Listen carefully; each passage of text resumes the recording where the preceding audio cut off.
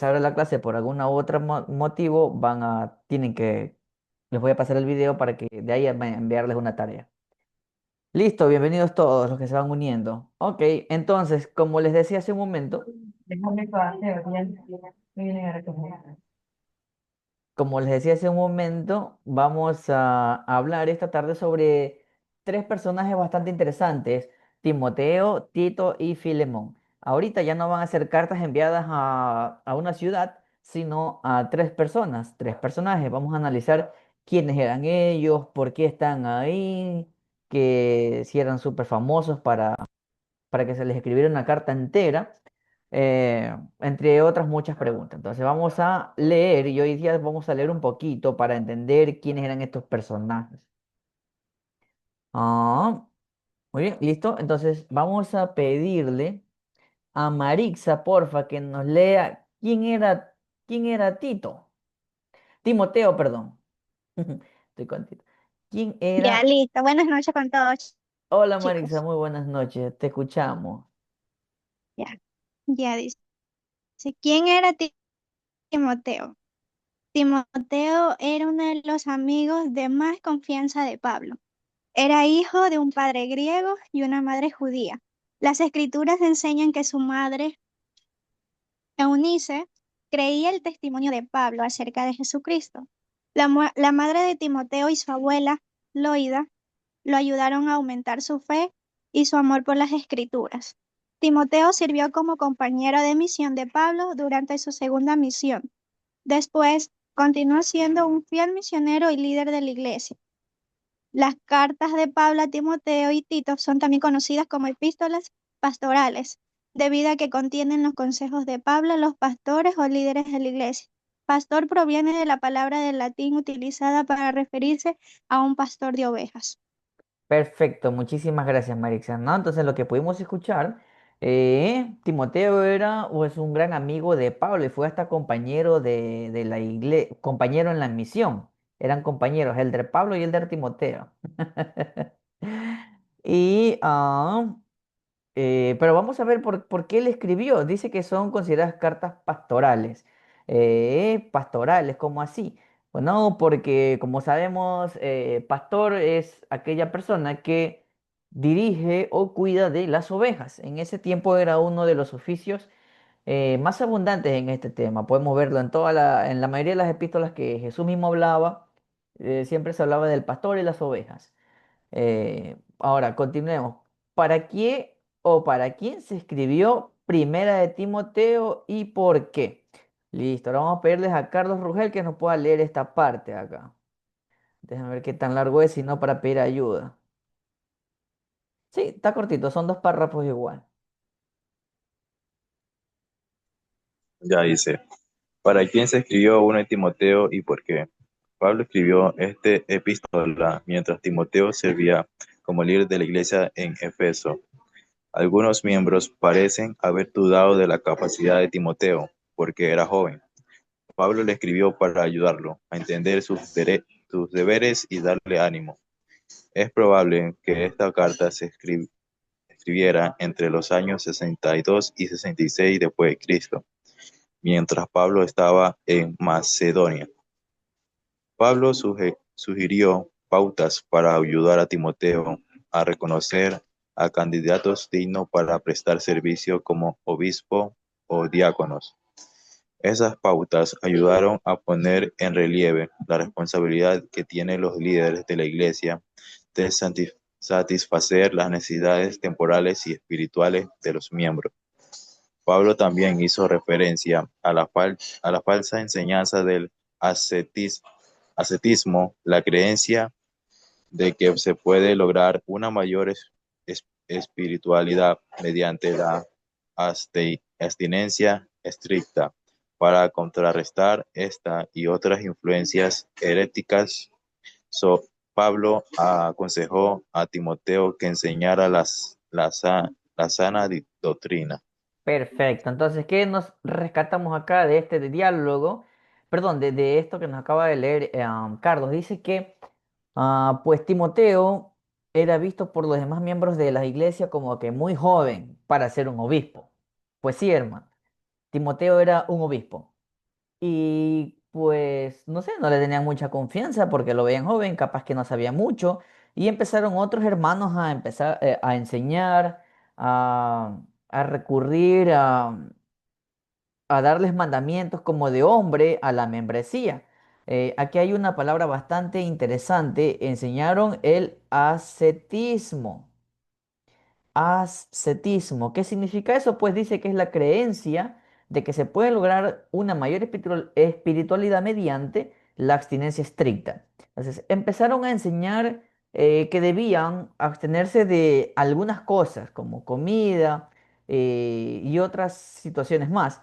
Y pues por eso fue el motivo que Pablo envía esta carta a su gran compañero o amigo Timoteo a fin de recordarle las verdades del Evangelio y cómo pudiera corregir a aquellos miembros que se estaban saliendo de lo que deberían enseñar, estaban por fuera del Evangelio de Cristo. Bien, bienvenidos a todos chicos los que estamos aquí. Para hacer un recuento, ya vemos 10 aquí en la sala. Para hacer un recuento, hoy vamos a hablar sobre Timoteo, Tito y Filemón, tres personas.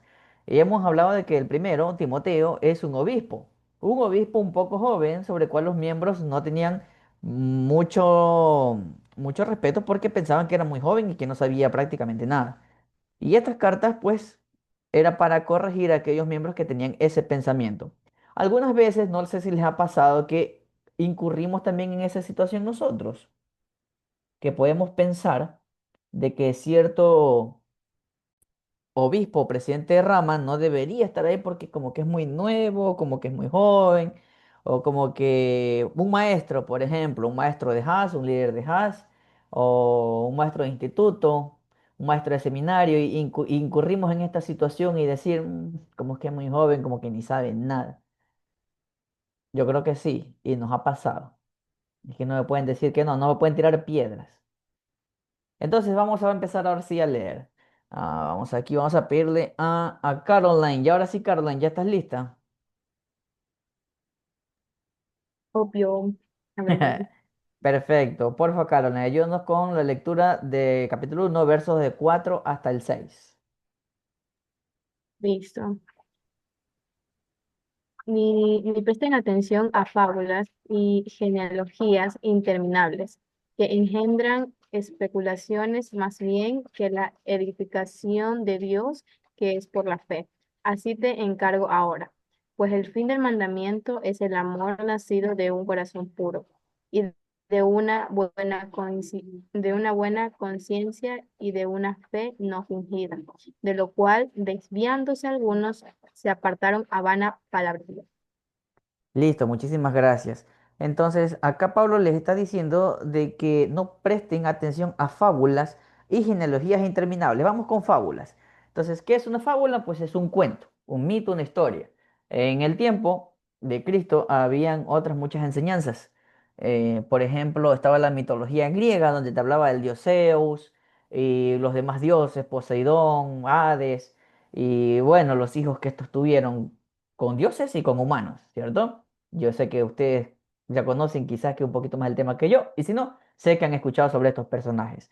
Entonces, Pablo les decía que dejaran de escuchar esas fábulas, porque no eran más que cuentos. Luego dice genealogías interminables. Entonces, cuando nosotros, como santos de los últimos días, escuchamos la palabra genealogía interminable, decimos, chuzo, entonces Pablo está diciendo que no debemos pues trabajar en la historia familiar, porque es ahí donde siempre se habla la genealogía.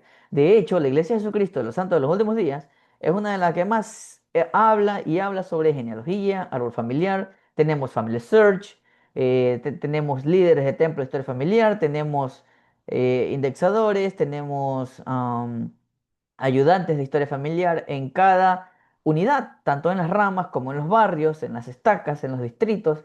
Y entonces, ¿qué pasa con esto?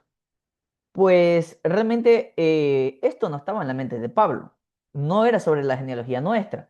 Lo que él estaba diciendo es que deberíamos quitar de nuestras mentes esos cuentos, fábulas y también lo que vendría a ser como literatura apócrifa judía, o sea, enseñanzas que pensaban, bueno, enseñanzas que compartían los filósofos de esa época. Entonces, a eso se refería como genealogías interminables. O sea, literatura judía, apócrifa, es decir, cosas que no están dentro del canon de la verdadera enseñanza del Evangelio de Jesucristo.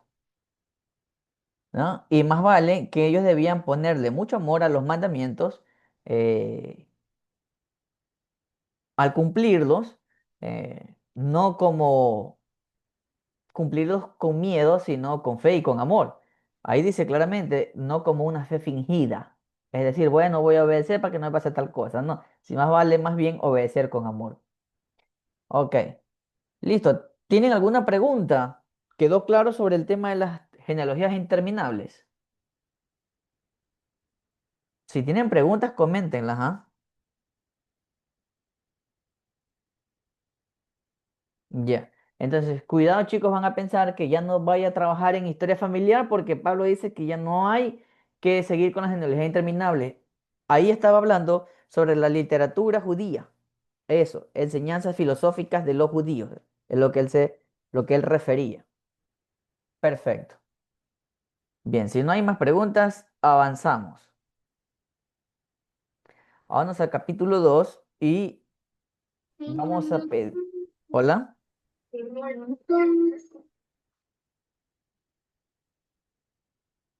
Listo, alguien estaba cantando. Muy bien. Eh, Evelyn, porfa, ayúdanos con la siguiente lectura. Vamos a leer segundo de Timoteo 2 del 11 al 14.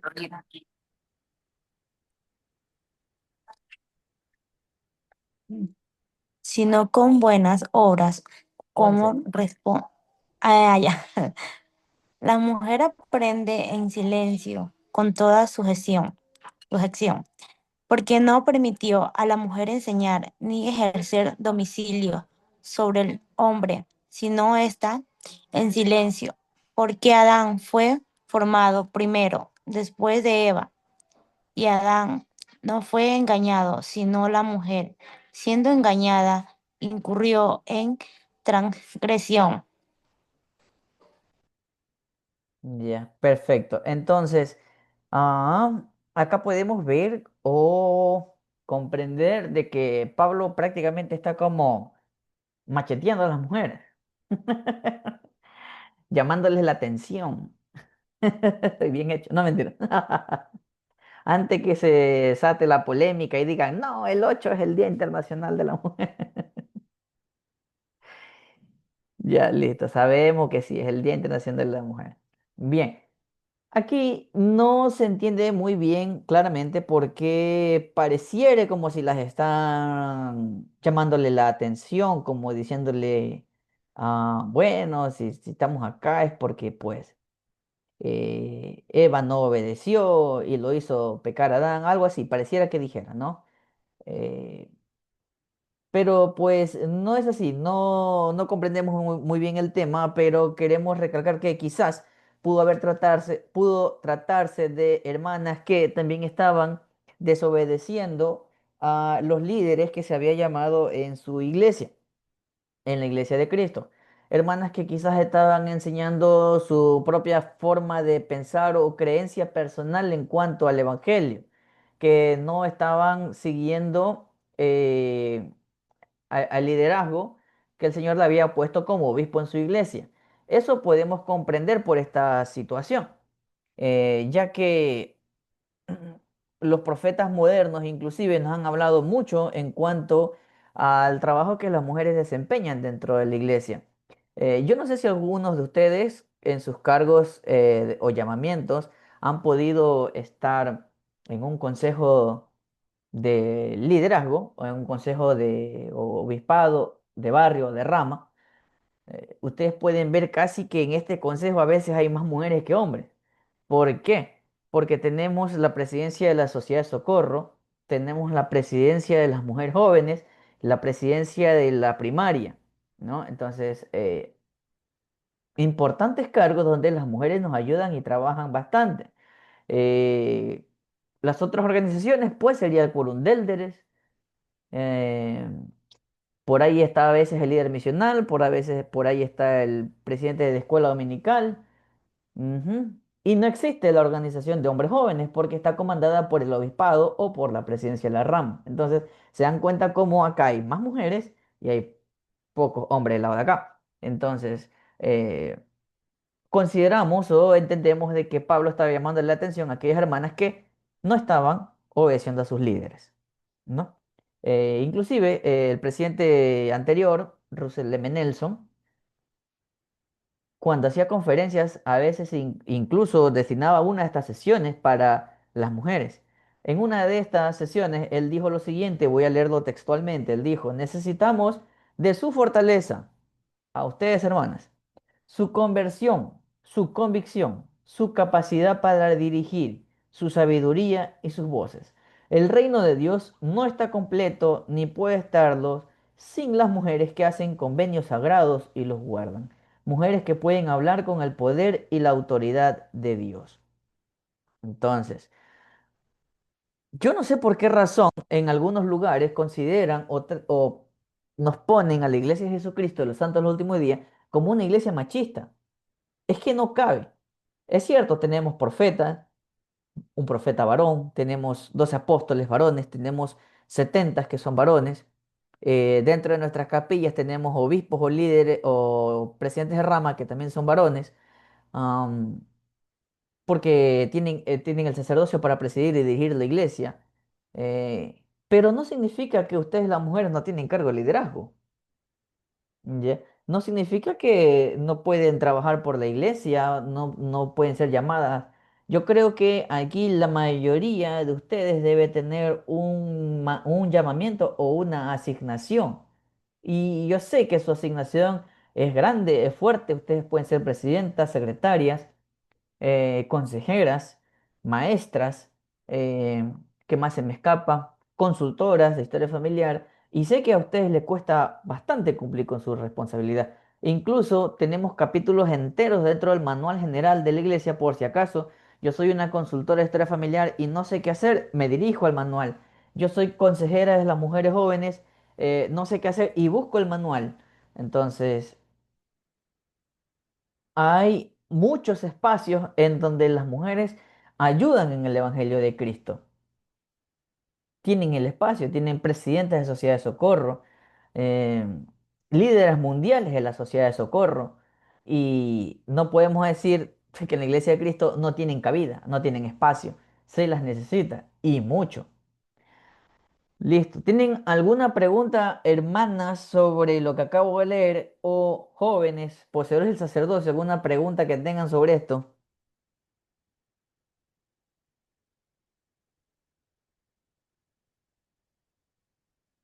Ya, porque no quiero hacerlo, ¿cómo es que se llama esto? Un podcast. Ya, si tienen preguntas o comentarios, díganos nomás. Entonces, que nos quede claro, acá ni Pablo está siendo machista, ni la Iglesia de Jesucristo es machista. Ya, creo que ahondé bastante en este tema de que los esfuerzos de las mujeres ayudan mucho. Tenemos hasta misioneras. Entonces, el hecho de que no sean obispas o presidentas de rama no significa que prácticamente no son nada en la iglesia, para nada, ni lo piensen así. Eh, desde la fundación del mundo, el Señor ha concedido el sacerdocio a los varones para que puedan dirigir su iglesia. Y yo sé que ustedes pensarán y dirán, "Pues, si lo hacen a veces hasta mal. Capaz que sí, no digo que no. Nos equivocamos mucho en muchas cosas, ¿ya? Pero tener sacerdocio tampoco no significa ser perfecto. Ya, más vale es una oportunidad de servir. Y a pesar que las mujeres no tengan el sacerdocio, y sirven incluso hasta más que nosotros los varones. Bien. Entonces, si no hubo rebelión femenina, continuamos al siguiente capítulo. Ups, me pasé. Víctor, Sí. perdón, buenas noches. Nubia, listo. Tú vas a tirar piedras por las mujeres.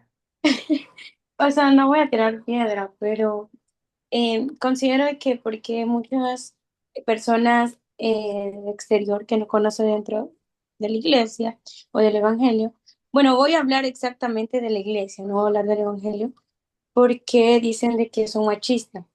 Em, Exactamente, están acostumbrados a ver élderes, están acostumbrados a ver obispos, o sea, como tú dices, ¿cierto?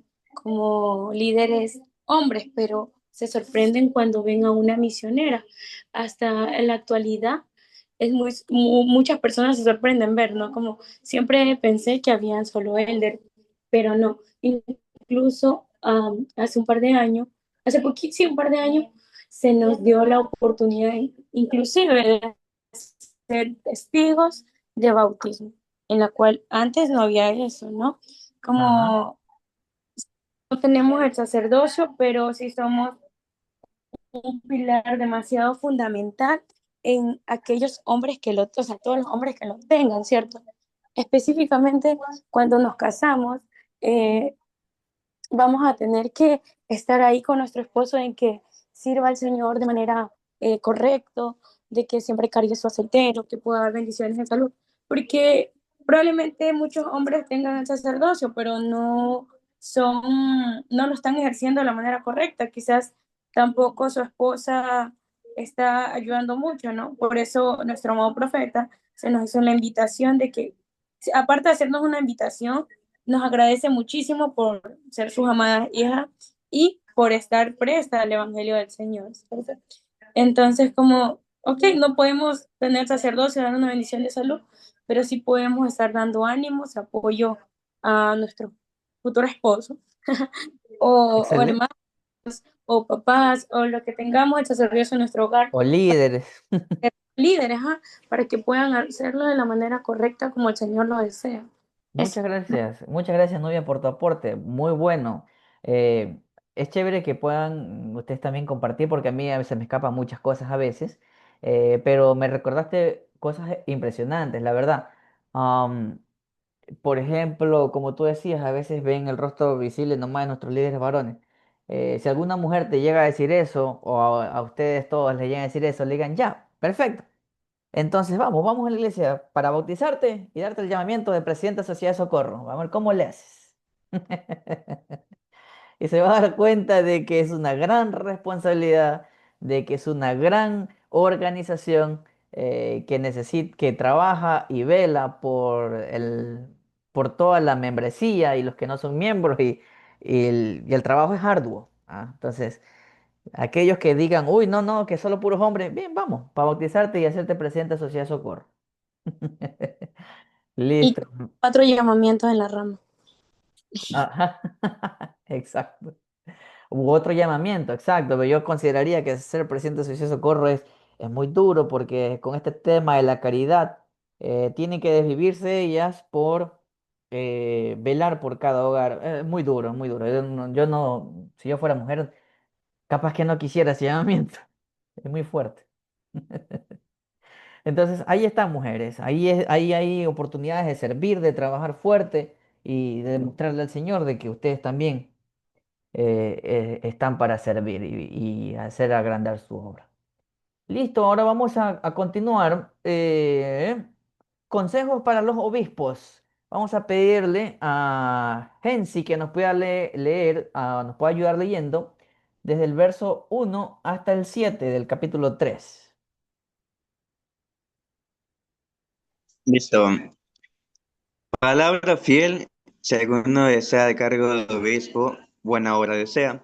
Conviene pues que el obispo sea irreprensible, marido de una sola mujer, sobrio, prudente, decoroso, hospitalario, apto para enseñar, no dado al vino, no pendenciero, no codicioso de ganancias deshonestas, sino moderado, no contencioso, ajeno a la avaricia, que gobierne bien su casa, que tenga sus hijos en sujeción con toda honestidad, porque el que no sabe gobernar su propia casa, ¿cómo cuidará de la iglesia de Dios?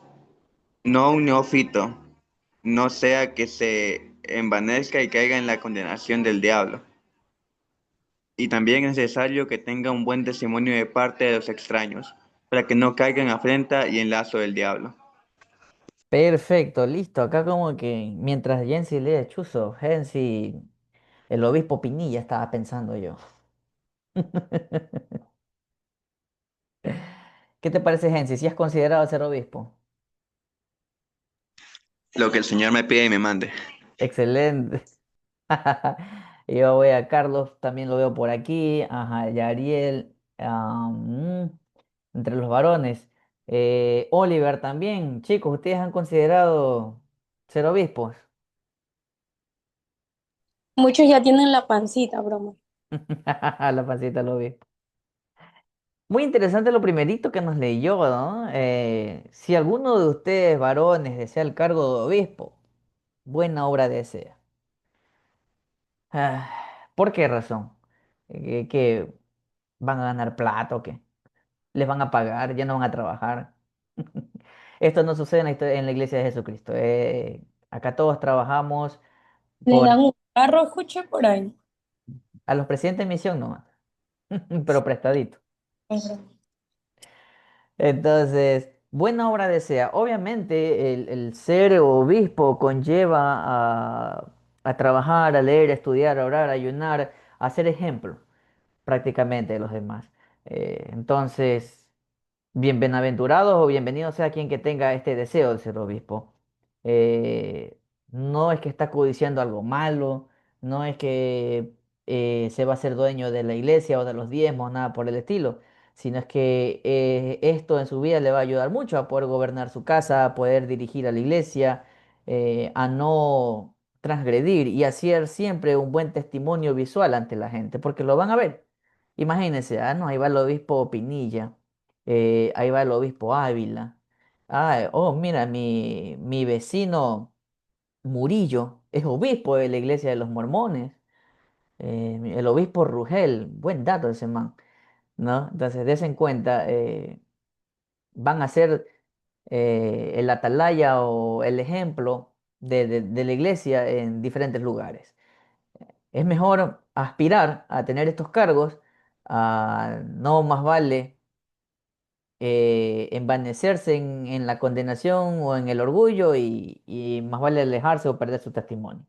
Entonces, este es un consejo que Pablo le dio a Timoteo porque era obispo y pues nos queda para todos nosotros, para la posteridad, aquellos que también en algún momento podamos ser llamados a estos cargos, ¿no? No vamos a decir, obviamente no vamos a decir, oye, va, aquí estoy, yo quiero ser obispo, como dijo Hensi, en el momento debido del Señor. ¿Ok? Listo, ahora vamos a pedirle a Oliver que nos pueda leer del 8 hasta el 13. Ok. Los diáconos, espérame. Los diáconos asimismo deben ser honestos, de una sola palabra, no dados a mucho vino, no codiciosos de ganancias deshonestas, que retengan el ministerio de la fe con limpia conciencia. Y esto también sea antes, puesto a prueba, y entonces ministren como diáconos si son irresponsables. Las mujeres, asimismo, sean honestas, no calum- espérame un ratito. Hasta el 13 nomás, creo que te me fuiste.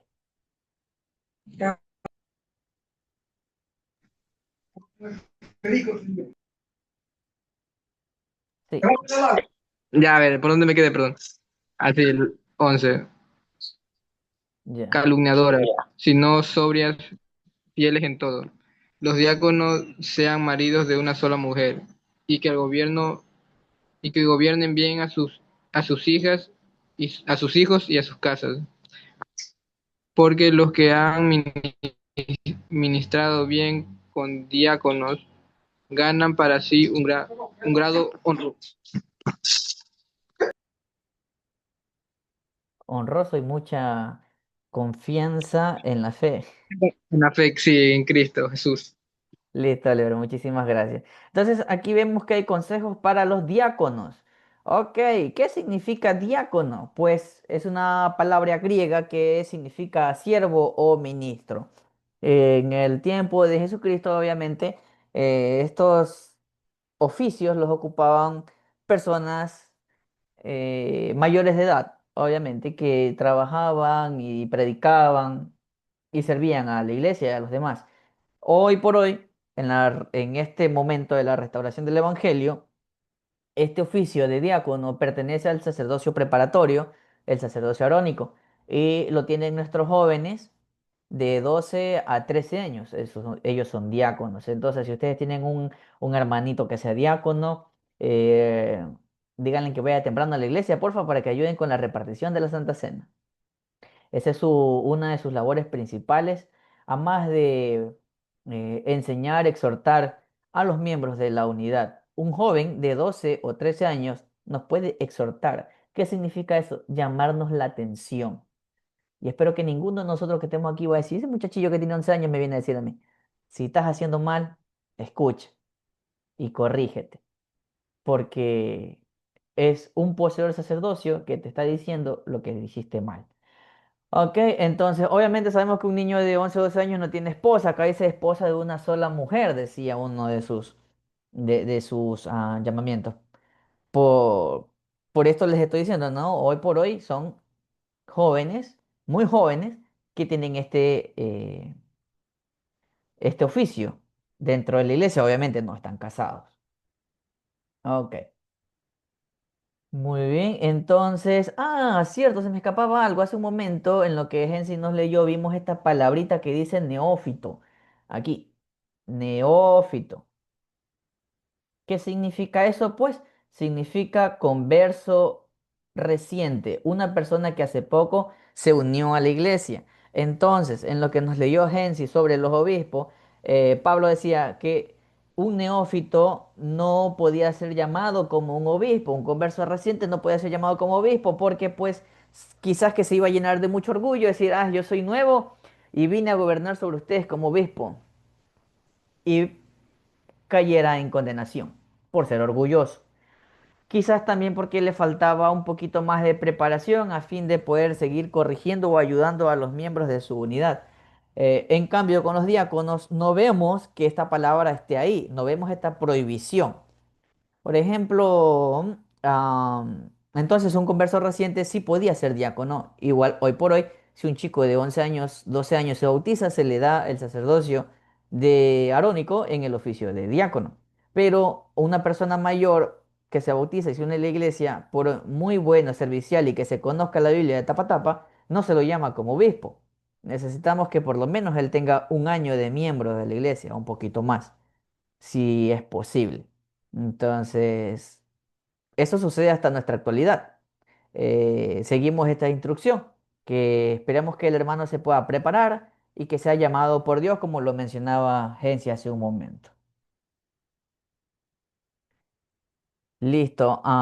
¿Preguntas sobre los diáconos o los obispos? ¿Alguna pregunta? Consejos para las mujeres, pues sean honestas, no calumniadoras, sino sobrias y fieles en todo. Consejos para las hermanas.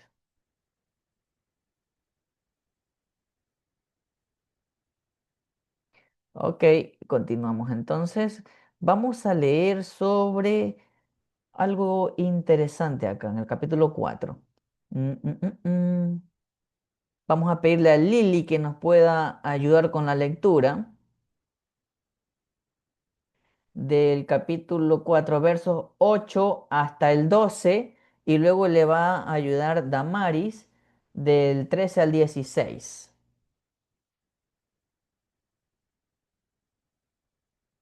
Del 8 al 12, ¿verdad? Correcto.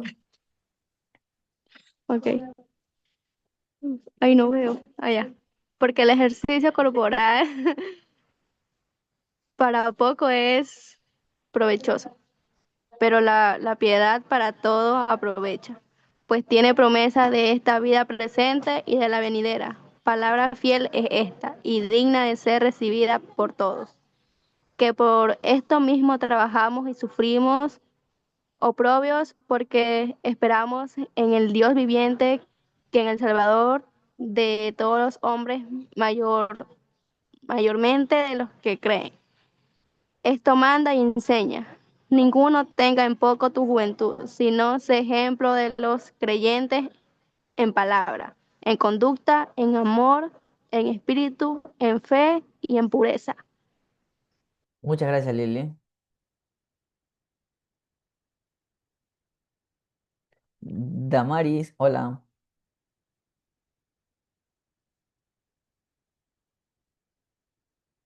Tierra llamando a Damaris, creo que no está por aquí. A ver,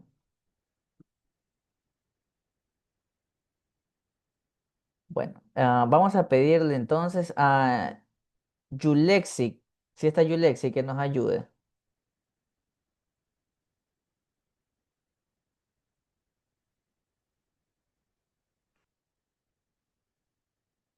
Hola. Eh, Yuleki está en el baño, dice. Ah, ya. ¿Y Tatiana? Aquí Aquí estoy. está. Perfecto, entonces Yulexi tiene fuga. Tatiana, porfa, del 13 al 16. Ya. Entre tanto que voy, ocúpate en leer, en exhortar, en enseñar. No descuides el don que hay en ti, que te fue dado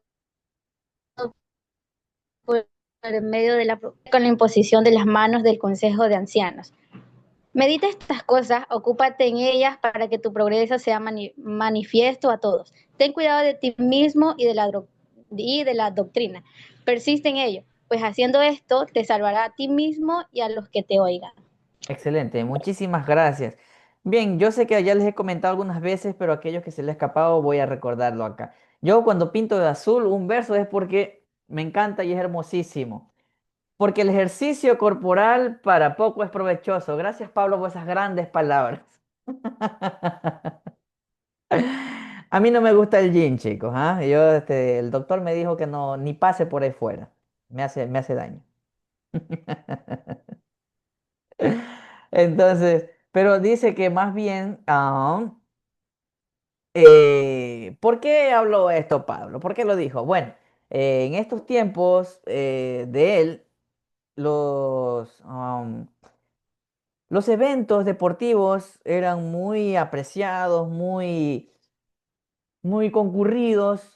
Las Olimpiadas, todo esto que se hacía en Atenas, Grecia, pues les encantaba y había esa cultura del atletismo y la cuestión y había a veces los que participaban en ellos y gastaban todo su tiempo en esto o se sometían a rigurosos ejercicios a fin de estar siempre en forma para la competencia.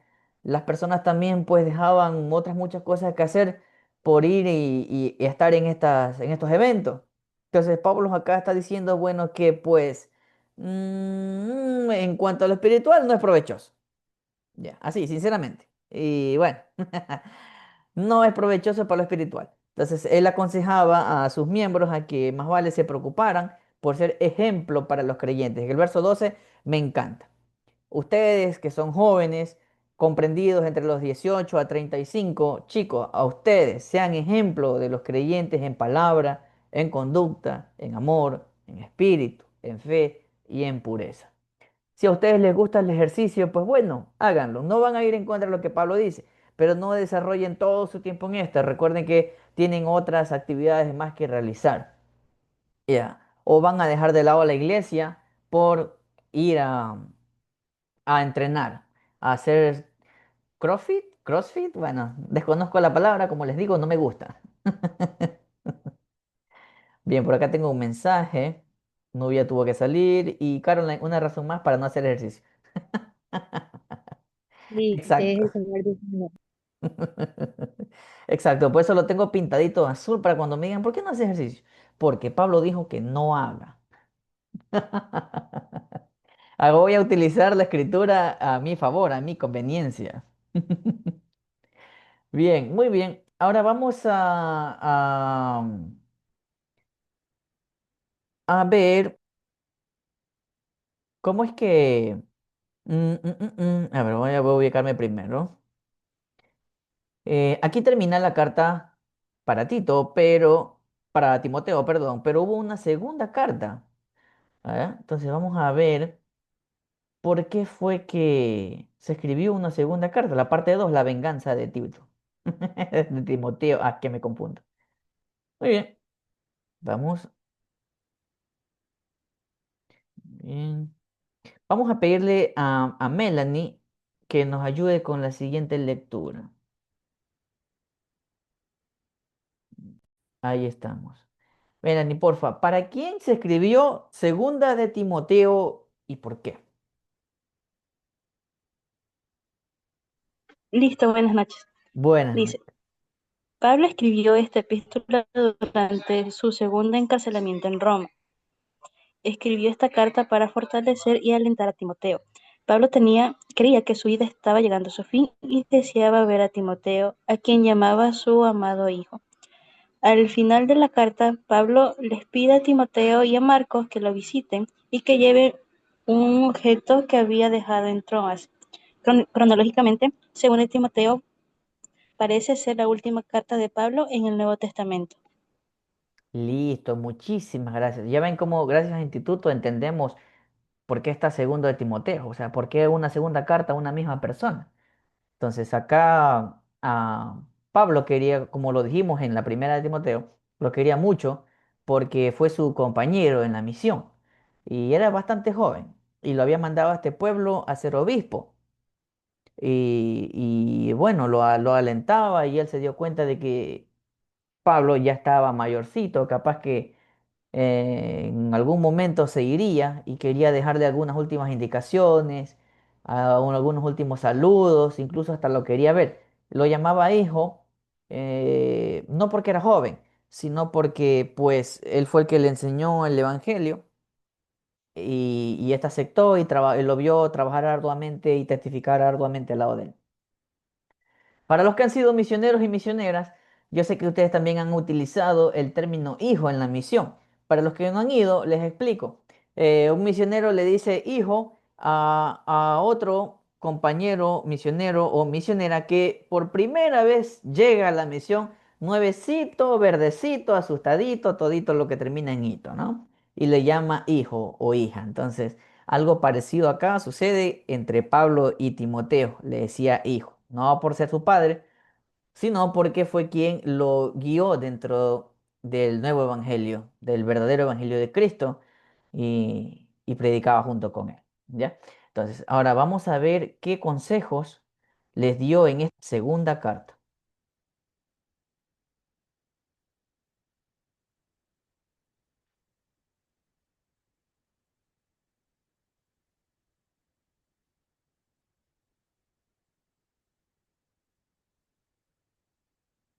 Listo, vamos a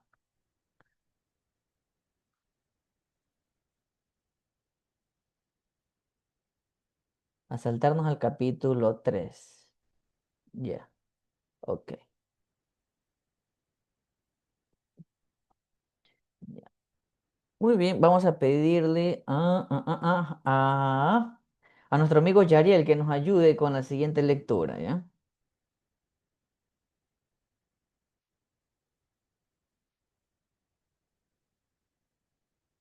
Perfecto. Ayúdanos, Yariel, porfa, del capítulo 3 verso 1 hasta el 7. Claro, esto también debes saber que en los postreros días vendrán tiempos peligrosos, porque habrá hombres amadores de sí mismos, avaros, vanagloriosos, soberbios, blasfemos, desobedientes a sus padres, ingratos, impíos, sin afecto natural, implacables, calumniadores, sin dominio propio, impetuosos, envanecidos, amadores de los deleites más que de Dios, teniendo apariencia de piedad, pero negando la eficiencia de ella. A estos evita, porque de estos son los que se meten porque de estos son los que se meten en las casas y llevan cautivas a las mujercillas cargadas de pecados, llevadas por diversas concupiscencias que siempre están aprendiendo, pero nunca pueden llegar al conocimiento de la verdad. Listo, muchas gracias, Yariel. Ok, entonces acá Pablo, él estaba como enseñando, casi que profetizando cómo sería el comportamiento de muchos miembros en los últimos días, tanto del Evangelio de Cristo, de la iglesia primitiva, como el comportamiento de las personas hoy en día, ¿no? Vemos que existen muchas personas que incurren en estas situaciones.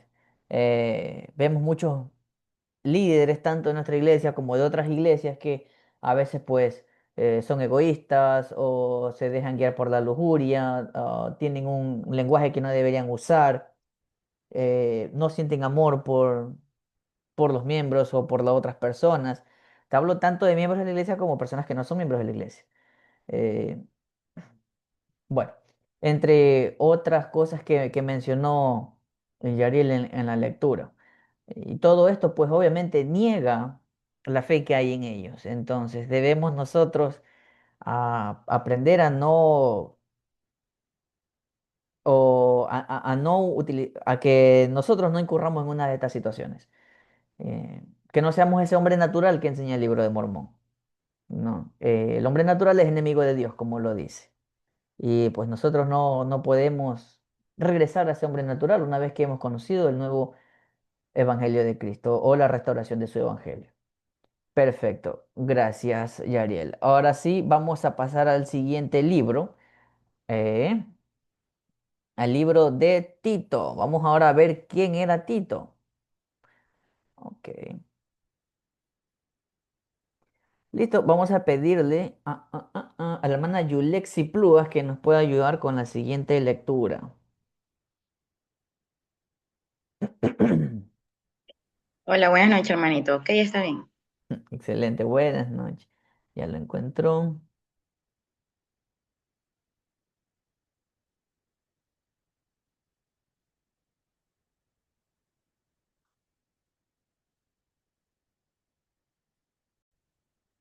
Muy bien, entonces para terminar la idea, como subimos también, como dijimos hace un momento, ya Pablo prácticamente fue una de sus últimas cartas, por lo que él ya se despide, se ve entrado en años y desea volverlo a ver. No sabemos si lo volvió a ver, no tenemos más evidencia de eso.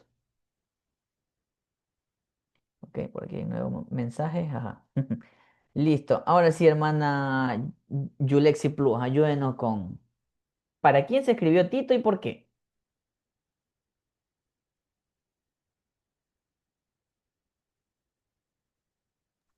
Ya, ok, ahí sí. ¿Para quién se escribió Tito y por qué? Tito nació de padres griegos y fue convertido al Evangelio por Pablo después de su conversión. Tito acompañó a Pablo durante su tercer viaje misional. Él ayudó a recolectar donativos para los pobres en Jerusalén y se le confió personalmente la tarea de lograr una mayor unidad entre las ramas de Corinto.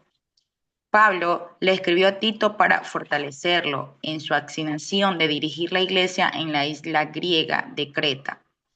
Tito, de, Tito enfrentó oposición de disidentes y de falsos maestros.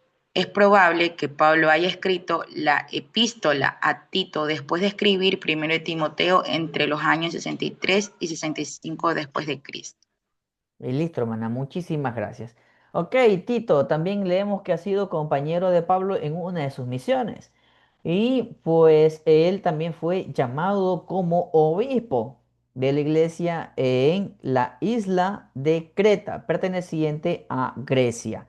Entonces, vemos que algunas personas, yo sé que ustedes han escuchado que dicen que de dónde sale ese nombre o ese cargo de obispo, porque Jesucristo nunca dejó obispo, solo dejó pastores. Es un argumento que se sabe utilizar. Entonces, ya hemos visto de que durante el transcurso de nuestro estudio aquí del Nuevo Testamento, el cargo de obispo existía en varios lugares. Y hoy por hoy acabamos de leer dos importantes obispos. Uno que fue Timoteo y ahorita vamos a hablar sobre Tito, fueron obispos. Entonces, este cargo sí existe y lo dejó obviamente Cristo y lo dejó para dirigir sus unidades, sus iglesias. En lo que leemos acá también, a Tito, Tito tuvo que enfrentar, dice, mucha oposición y falsos maestros. ¿Cómo así? Es porque él estaba en Grecia, una de las cunas del pensamiento neoliberal o del pensamiento filosófico, y también pues se creía muchísimo en la mitología griega, porque ellos la inventaron, ellos la plasmaron. Entonces, imagínense a un obispo ahí venir a enseñar de Jesús cuando ellos tienen diferentes dioses, como los que mencionaba hace un momento, Zeus, eh, Poseidón, Hades y muchos otros. ¿Ya? Y él tenía que enseñar el verdadero evangelio de Cristo a esta gente, porque no los podía dejar en su ignorancia. Entonces, vamos a ver algunos de los consejos y cosas que Pablo le dijo a Tito y pues que este también, qué tuvo que hacer a fin de poder continuar firme en la fe y enseñar.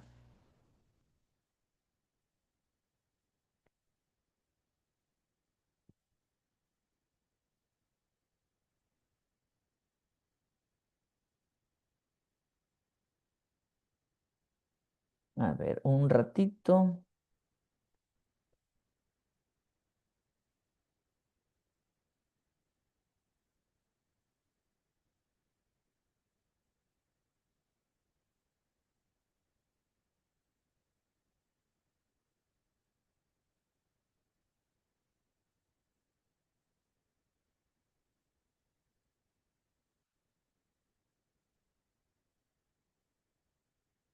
Listo. Ahora sí, ya tengo aquí la escritura.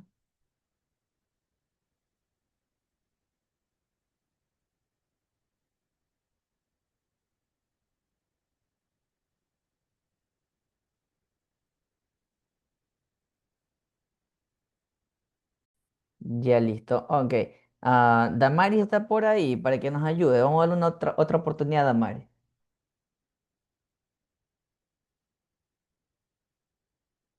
Hola, Damaris. Sí, sí, es que estoy haciendo callar a los niños. Ya, ok, entonces sí podrás leer. Sí, Ya, perfecto. Vamos a leer entonces ahorita y te va a ayudar también Emily Plúa, ¿ya? A ver. ya. Ya, entonces ayúdanos porfa leyendo hasta el verso 6 y luego Emily hasta el verso 12. Ok. Ok, ahí sí. Ya. Pablo, siervo de Dios y apóstol de Jesucristo, según la fe de los escogidos de Dios y y el pleno conocimiento de la verdad, que en según la piedad, en la esperanza en la vida de la vida eterna, la cual Dios, que no miente, prometió desde antes del principio de los tiempos, y a su debido tiempo manifestó su palabra por medio de la predicación, que me fue encomendada por mandamiento de Dios vuestro Salvador. A Tito, verdadero hijo en la común fe, gracia, misericordia y paz de parte de Dios, el Padre, y del Señor Jesucristo, nuestro Salvador. Por esta causa te dejé en Creta para que corrigieses lo que faltaba y pusieses ancianos en cada ciudad, así como yo te mandé. Más abajo, por favor. Sí, ahí sí. Ya. El que sea irreprensible, marido de una sola mujer, y el que tenga hijos creyentes que no estén acusados de disolución ni de rebeldía. Ya, hasta aquí. Un ratito, espérame, Emily. Listo, chicos. Entonces, vemos que como por tercera o cuarta vez le está diciendo a los varones, maridos de una sola mujer, ¿verdad? Eh, entonces, esto lo traigo a cotación, chicos, es para que, yo sé que todos nosotros los varones somos guapos y hermosos, yo lo sé, no es necesario que las muchachas nos lo digan, pero se nos está recordando que tenemos que ser fieles. Así como a la mujer se le pide que también no ande en contra de los líderes, de que sea fiel, de que sea leal, de que tenga siempre respeto por su marido, también se nos está diciendo Pablo a nosotros, los varones. fieles, solo tener una sola mujer, no aventuras por fuera, no amiguitas, no sé qué otro término podemos utilizar, trampa quizás, no sé, por fuera, nada, nada de esa situación. El mismo Evangelio Restaurado se nos ha enseñado que el matrimonio está constituido por un hombre y una mujer casados. Ya, entonces, fuera este pensamiento de que vamos o porque somos guapos y galanes, vamos a tener más de una esposa. Así que no es así. Listo, también habló acá y le dijo que te llamé para que estuvieras en esta ciudad y pusieses ancianos. Y hemos hablado durante todos estos capítulos, todos estos libros, la organización de la iglesia, y hemos dicho, sí, sí, evangelista significa inclusive hasta patriarca, de lo cual hablamos hace un tiempo, pero ancianos. Chicos, chicas, refrésquenme en la memoria. ¿Dentro de la iglesia tenemos personas con el cargo de ancianos? ¿Alguien que me ayude? Yep, Yariel. sí, tenemos el cargo de ancianos, los élderes. Ya, perfecto. Entonces, elder significa anciano. Exacto. Listo, gracias Yariel, muchas gracias por tu ayuda. Sí, chicos, chicas, eso significa elder, anciano. Eso es. Está en inglés. Ya, pues, por ejemplo, el quórum de élderes de su unidad, de su barrio, de su rama, es el quórum de ancianos. Entonces, seguimos manteniendo la originalidad de la iglesia primitiva de Cristo, porque somos su restauración, no somos su mejora, no somos su copia, somos una iglesia organizada por Él mismo. Y así como Él la constituyó cuando vino a la tierra, así mismo la constituyó cuando la volvió a restaurar. Entonces, listo, para que nos quede claro ese tema sobre ancianos. ¿Quiénes son ancianos? Los que tienen el oficio de elder. No solo los misioneros, todos aquellos varones mayores de 18 años que fueron, que recibieron el sacerdocio de Melquisedec, empezamos teniéndolos por el oficio de elder. Muy bien. Ahora sí, Emily, vamos del 6 hasta el 12.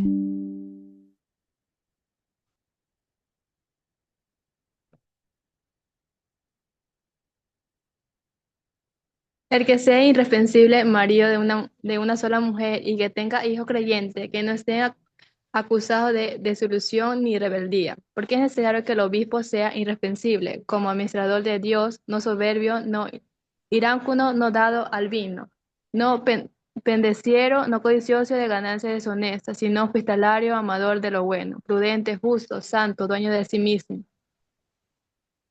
entendedor de la palabra de fiel, que es conforme a las enseñanzas para que también pueda exhortar con sana doctrina y convencer a los que contradicen. Porque hay muchos rebeldes, Perdón. habladores de vanidades y engañadores, mayormente los que son de la circuncisión, a los que es preciso tapar la boca, porque trastornan casas enteras enseñando lo que no es debido, por ganancia deshonesta. Dijo uno de ellos, su propio profeta, los cretenses son siempre mentirosos, malas bestias, glotones y perezosos. Listo, muchísimas gracias. Ahí está, otra vez varones, otra vez un llamado a atención. Ya este es como el quinto llamado a atención. Por favor, chicos, yo sé, vuelta y repito, somos guapos, yo lo sé. Pero cuando nos casemos, solo una sola mujer. Otra vez nos lo volvió a decir Emily Plua. Solo una mujer. No, no vamos a tener un harén, no vamos a tener conquistas, no vamos a tener un hogar en otro lugar, que no se conozcan. No, nada de esas situaciones. Se acabó. Marido de una sola mujer. Otra vez se nos hablaba sobre consejos hacia los obispos. Eh, como lo leímos en el libro anterior de Timoteo. El obispo tiene que ser hospitalario, tiene que ser amador de lo bueno, tiene que ser prudente, tiene que ser justo, tiene que ser una persona santa, es decir, seguidora de Cristo. Recuerden, un santo es un seguidor de Cristo. No van a ahorita estar pensando, uy, si mi obispo no tiene nada de santo. Uy, mi presidente de rama no tiene nada de santo. No, fuera ese pensamiento, ¿ya? Nosotros venimos de una cultura mayormente católica en donde santo es una persona buena, inmaculada y que hacía milagros. Esa no es la enseñanza del Evangelio de Cristo. Santos son sus seguidores. Ya, en- Perfecto. Al principio, en lo que nos leyó Damaris, me salté esta parte donde decía, eh, en la esperanza de la vida eterna, la cual Dios, que no miente, prometió desde el principio de los tiempos. Con esto, estos dos versos, Pablo les dio duro y feo a los griegos. El Dios que no miente, se los dijo así en su cara pelada. Buenísimo. Mejores palabras no pueden existir. Porque en la mitología griega, sus dioses se basaban en la mentira a fin de subyugar al pueblo, a fin de conquistar mujeres humanas, engañándolas y abusando de ellas, y de lo cual vinieron ciertos semidioses, ¿no? Como Perseo, Hércules y otros más. Las engañaban, entonces esos dioses mentirosos que pensaban que por decir mentiras eran más astutos, eran más dioses, eran más chéveres, más bacanes. Pablo les dijo así, el Dios que no miente, a ese sirvo yo. Y buenísimo. Entonces sepamos, chicos, chicos, esta noche que Dios no miente. El Dios que nosotros profesamos no miente. Todas las cosas que Él ha dicho, fueren buenas o fueren duras, según las veamos, no son mentiras. Son sus verdades, son su palabra y se ha de cumplir. Entonces, a esto quería yo llegar cuando él les llamó la atención y les dijo, el Dios que no miente. Entonces, nosotros también cuando tengamos que sostener la verdad sin ofender a nadie, tenemos que decir la verdad. Perfecto. Ahora vamos a pasar al capítulo 3. Vamos a saltarnos un poquito porque todavía nos queda Filemón, chicos. Hoy ya vamos a estar toda la noche acá. Ahora nos va a ayudar Yariel, porfa, tú mismo. Oh, ¿ya leíste Yariel? Ah, sí, ya leyó hace poco. No, no, otro. Vamos a pedirle. Liliana, ¿será verdad esto, chicos? Dice Liliana Moreno, es que son bandidos. Ja, ja, ja. No creo, y acá los chicos somos tranquilos. Bien, Yulexi creo que ya salió del baño, ¿verdad? Para que nos ayude Yulexi. Ya estoy, ya estoy. Muy bien, Yule, porfa, léenos el verso 5. Listo. Dice, nos salvó, nos salvó, no por obras de justicia que nosotros hubiésemos hecho, sino por su misericordia, por el lavamiento de la regeneración y la renovación por el Espíritu Santo. Listo, muchísimas gracias. Entonces, acá continuaba hablando Pablo sobre el Salvador, sobre su amor, su bondad para con nosotros, que Él prácticamente nos renovó a través de la misericordia, a través del perdón, a través del bautismo y la recepción del Espíritu Santo. Es la manera en que nos renovó. Entonces, seguía él enseñando de que este Dios no venía a subyugar al pueblo, a aprovecharse de él, a pedirle sacrificios a fin de ser, eh, ¿cómo puedo decirle? Para que él se ensalce y se llene en el orgullo de que era el Dios y pisoteaba al pueblo. No, este era un Dios completamente diferente. Este era un Dios que se humillaba, un Dios que la sufría, un Dios que caminó, enseñó, fue rechazado y fue hasta asesinado.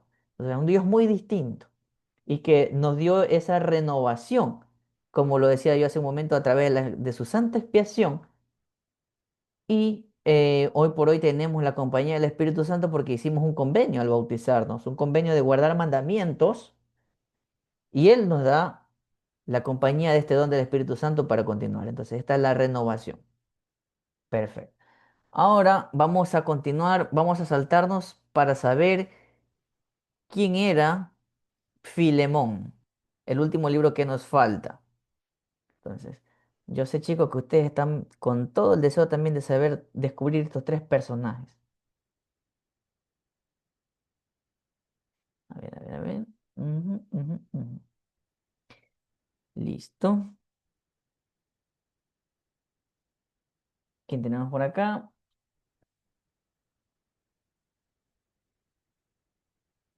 Listo, volvemos con Maritza otra vez. Maritza, porfa, ayúdanos con la siguiente lectura.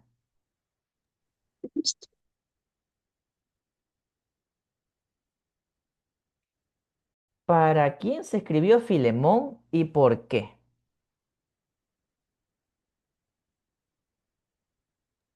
A ver, dice, ¿para quién se escribió Filemón y por qué?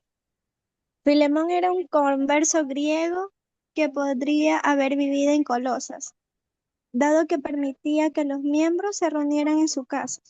Es posible que haya sido un líder de la rama colosense. Filemón era dueño de un esclavo llamado Onésimo, que había viajado hasta el lugar donde estaba Pablo, posiblemente como fugitivo, y Pablo lo había convertido a Jesucristo. Pablo envía a Onésimo de regreso con Filemón y le rogó que no castigara a Onésimo, sino que lo recibiera de vuelta, no ya como esclavo, sino como hermano amado.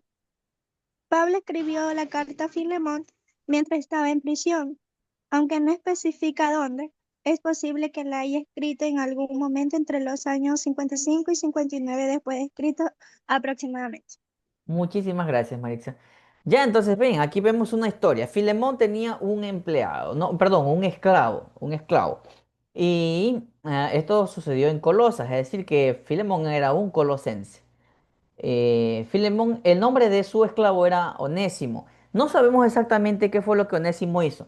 No sabemos si le robó, le mintió qué tipo de agravio le habrá hecho, no sabemos. Total que Onésimo se fue huyendo y llegó a Pablo y Pablo estaba en la cárcel.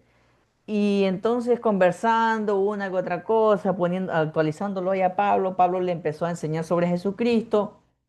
Y Onésimo creyó todo y se arrepintió y decidió unirse a la iglesia de Cristo. Y pues Pablo envía una carta a Filemón contándole lo que había sucedido con Onésimo. Le dijo, bueno, Onésimo vino acá, me contó todo y ya se arrepintió y ahora es miembro de la iglesia. Por favor, le dijo, recíbelo. Pero ya no como esclavo, sino como un hermano amado.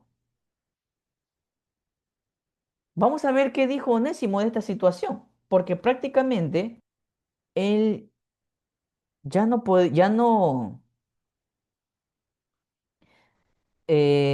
tendría un esclavo. Ahora tendría alguien de su mismo estatus social prácticamente. ¿Aceptó o no aceptó esta situación, Filemón? Vamos a leer desde el 10 hasta el 17. Vamos a pedirle a Carlos Rugel que nos ayude con la siguiente lectura.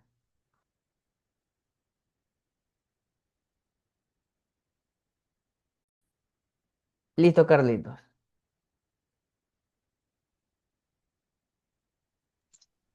A ver, versículo 10 hasta El 17.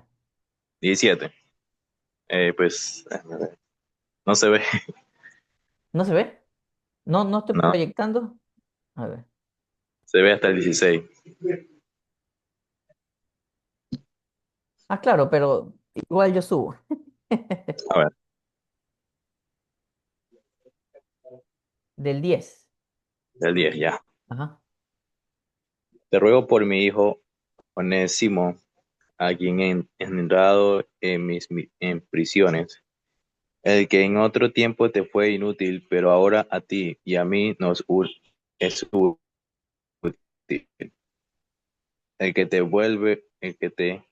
vuelvo a enviar, tú pues recíbele como a mi propio corazón. Yo quisiera retenerle conmigo para que en lugar de ti me sirviese en las prisiones por causa del Evangelio. Pero nada quise hacer sin tu consentimiento, para que tu favor no fuese como por obligación, sino voluntario, porque quizá por esto se ha apartado de mí por algún tiempo, para que le recibieses para siempre, no ya como esclavo, sino como más que esclavo, como hermano amado, mayormente para mí, pero cuanto más para ti, tanto en la carne como en el Señor. Así que, así que si me tienes por compañero, recíbele como a mí mismo. ¿Está Perfecto, ahí? sí, Listo. perfecto, muchísimas gracias. Entonces aquí vimos lo que seguía en la historia. Ya, ok, Pablo no estaba ni a favor ni en contra de la esclavitud, él prefería mantenerse neutral. En estos tiempos de Cristo habían esclavos. Cada uno tenía un precio según su edad, según su porte, según su género. Todos tenían diferentes precios y eran comprables. Entonces, chicos, no nos sorprendamos porque acá el apóstol del Señor no estaba completamente ni relativamente en contra de la esclavitud. Recuerden de que siempre se nos ha enseñado que estamos sujetos a líderes y gobernantes y que debemos honrar la ley. Tanto ahorita como en el tiempo de Cristo también. El mismo el Señor Jesús lo enseñó cuando él dijo, da a César lo que es César y da a Dios lo que es de Dios. ¿Qué te está diciendo? Cumple con las leyes de tus gobernantes y cumple con las leyes de tu Dios también.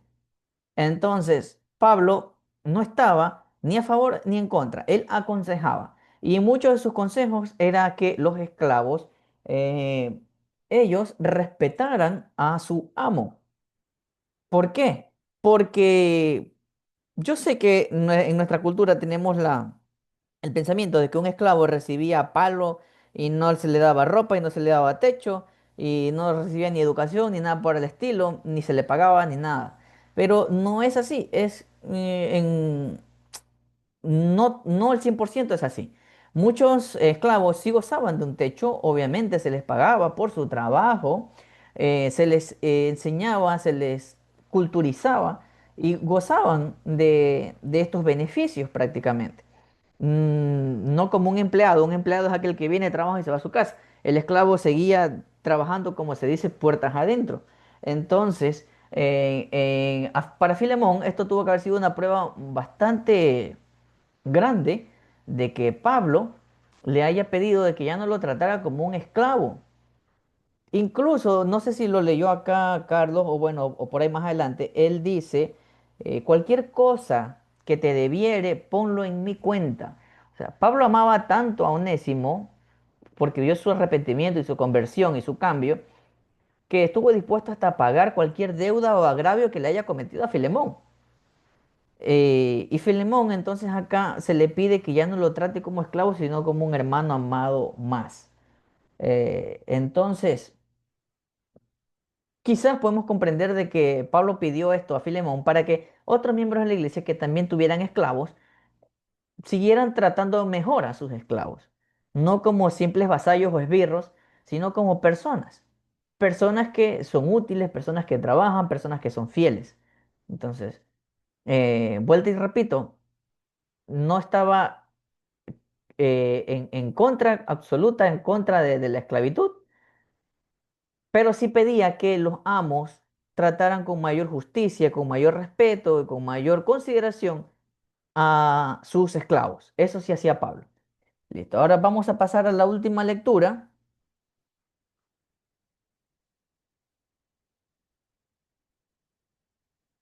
Ok, 17 y 18. Vamos a pedirle que nos lea Gensi, perdón.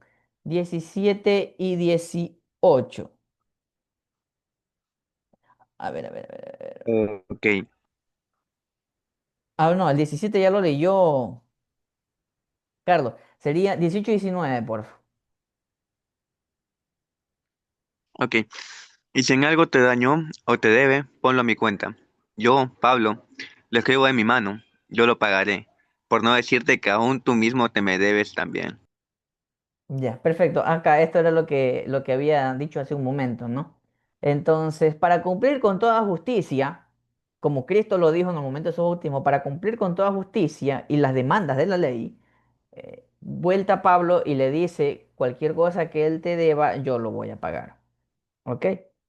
Y bueno, por no decir que aún tú mismo te me debes también. Bueno, en sí, en esta vida todos debemos a alguien de alguna u otra manera. Eh, Yaril nos dice que entre chisme y chisme lo convirtieron. Muy buena, muy buena. A Onésimo. Entonces, todos somos deudores, chicos. Yo sé que alguno de nosotros ha prestado dinero a alguien y sé que también nosotros hemos pedido prestado dinero a alguien. Quizás hemos pedido también ayuda de la iglesia, lo cual nos convierte en deudores, no de nuestro presidente de rama, no de nuestro obispo, sino deudores de Cristo. Porque tuvimos una ayuda o pedimos una ayuda y se nos dio. Entonces, somos deudores. De hecho, somos deudores absolutamente vendidos a Cristo por su sangre, porque pues Él la derramó por nosotros. Y tenemos esa deuda, deuda que vamos pagando poco a poco a través del arrepentimiento, a través de nuestro cambio, nuestra conversión, nuestro testimonio, nuestro trabajo y la diligencia que ponemos en los llamamientos y en diferentes situaciones que tenemos en la iglesia en las cuales nos esforzamos por cumplir. Bien, chicos, entonces hasta aquí queda la clase. Espero que podamos haber aprendido de estos tres personajes. Hablamos de dos obispos, aprendimos que eran dos obispos, Timoteo, Tito, y pues Filemón es una carta un poco chica pero poderosa. Espero que ustedes la puedan leer, terminar de leerla, donde se nos enseña que cuando nosotros tengamos algún cargo como ser jefe, patrón de alguien, también no por el hecho de que le pagamos a una persona vamos a tratarla como se nos plazca. No es así. Espero que cuando ustedes tengan sus negocios y tengan empleados, trátenlos con respeto, cumplan con los estándares o las solicitudes de la ley, con un sueldo justo, con beneficios de ley que se deben de pagar. Y pues si nosotros, como somos empleados, también no abusemos, no nos aprovechemos, no malgastemos el tiempo, sino que hagamos nuestras tareas, lo que se nos encomienda hacer, seamos honestos, no vamos a salir huyendo o robándonos las cosas. Podemos aprender muchas cosas, chicos, de esto y relacionarlas a nuestro tiempo. Estas tres cartas a tres personas nos dejaron grandes enseñanzas. Entonces, termino esta clase con ustedes en el nombre de Jesucristo. Amén.